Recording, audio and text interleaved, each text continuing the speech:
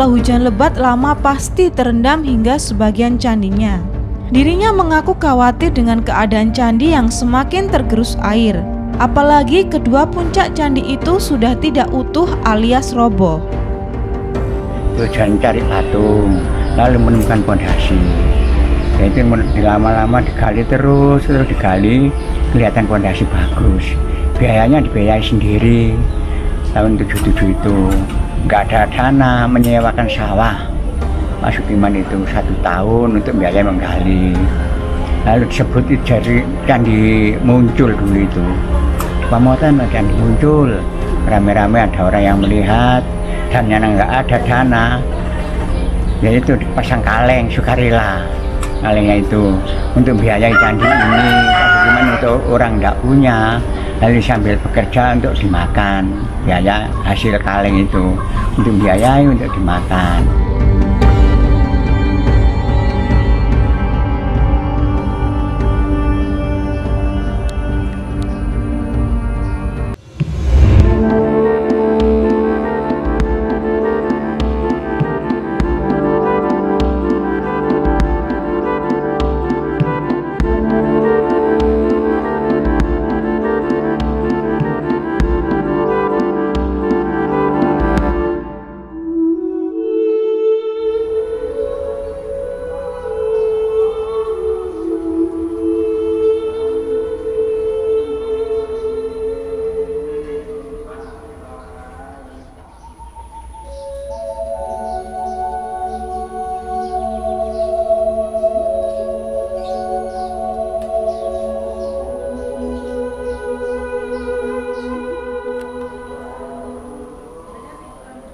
Berbeda dengan candi lain di Sidoarjo, Candi Pamotan 1 kondisinya memprihatinkan.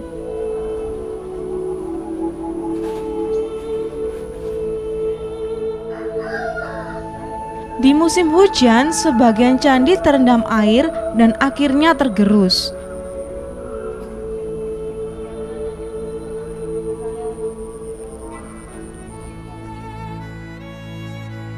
Candi yang terletak di Desa Pamotan, Kecamatan Porong, Sidoarjo ini dapat ditempuh dalam waktu 30 menit dari pusat kota Sidoarjo.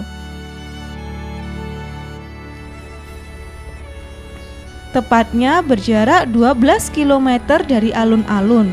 Dengan mengendarai kendaraan bermotor, dikarenakan untuk masuk wilayah candi ini jalannya tidak lebar, sekitar 2 meter.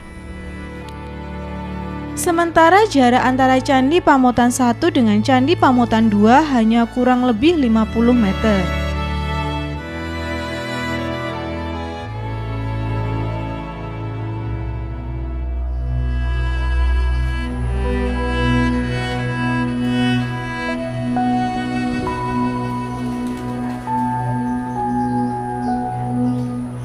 Kini kedua candi kondisinya memprihatinkan. Sebab jika hujan lebat melanda wilayah candi tersebut, maka kedua candi tersebut akan terendam, khususnya Candi Pamotan 1.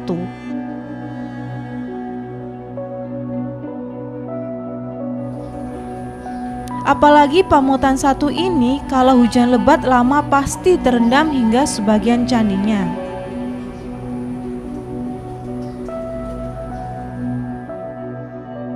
Dirinya mengaku khawatir dengan keadaan candi yang semakin tergerus air.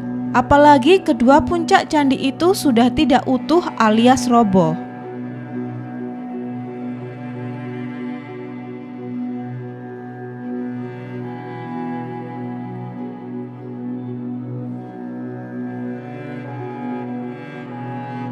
Untuk Candi Pamotan 2 tidak jauh berbeda dengan Pamotan 1. Karena susunan batu bata merah candi hampir tidak berbentuk, candi ini mempunyai nasib sama, yaitu terendam banjir.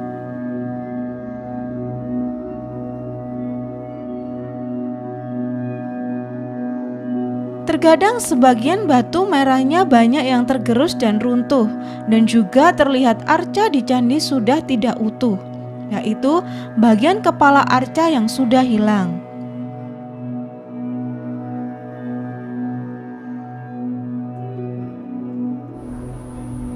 Hingga saat ini belum ada yang melakukan penelitian arkeologi dan renovasi seperti candi-candi lain, salah satunya adalah Candi Pari.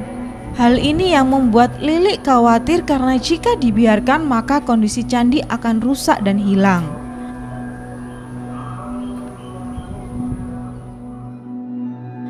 Candi Pamotan terletak di Desa Pamotan, Kecamatan Porong, Kabupaten Sidoarjo, Jawa Timur. Menurut warga sekitar, Candi Pamotan difungsikan sebagai tempat untuk memuat padi sebelum dikirim ke Kerajaan Majapahit.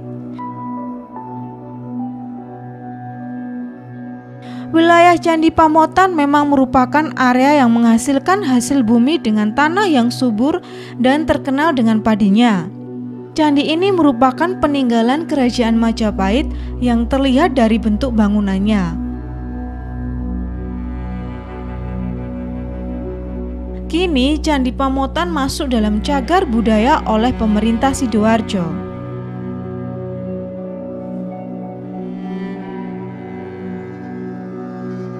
Candi Pamotan 1 dikelilingi oleh kolam yang diberi ikan mas oleh penduduk sekitar.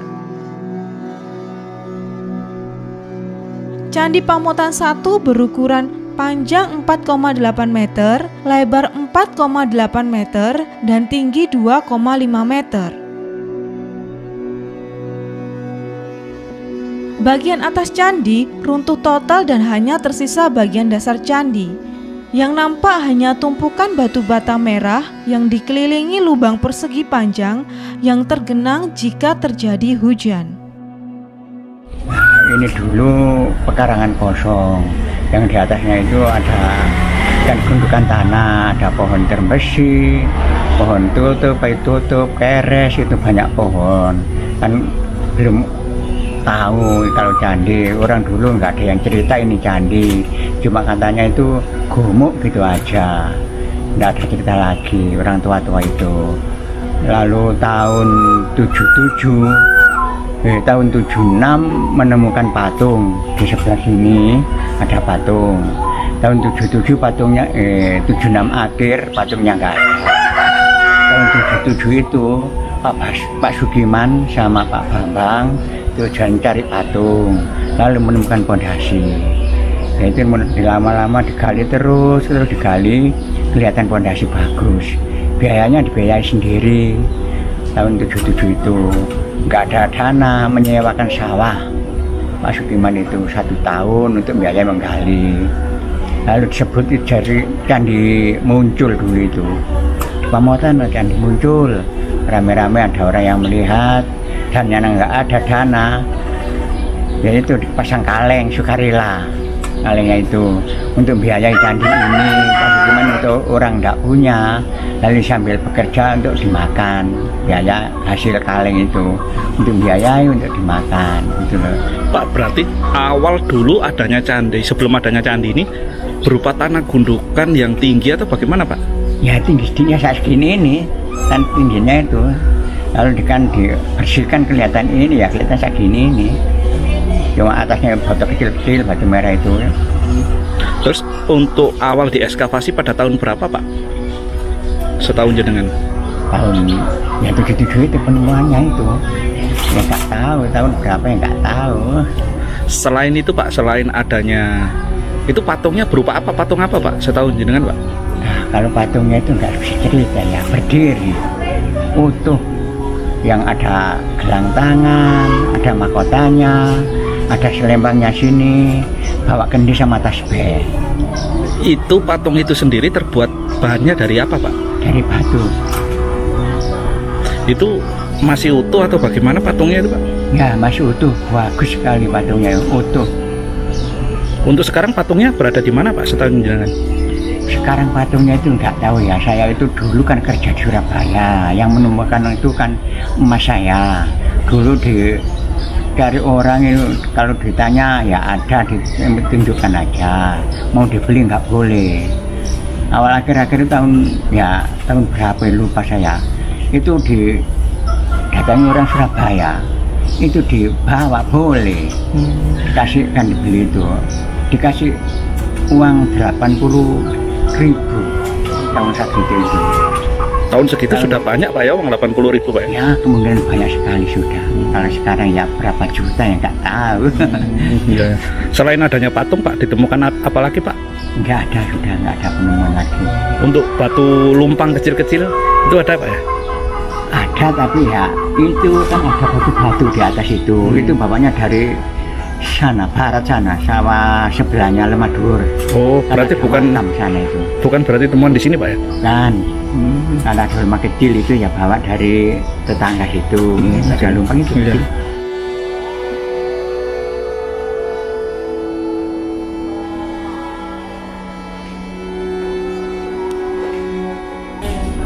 Candi ini supaya dipugar, pagar-pagar ini, papan nama, papan larangan itu supaya diperbaiki, supaya enak itu dipandang. Supaya kalau hujan itu banjir sini nih, tenggelam.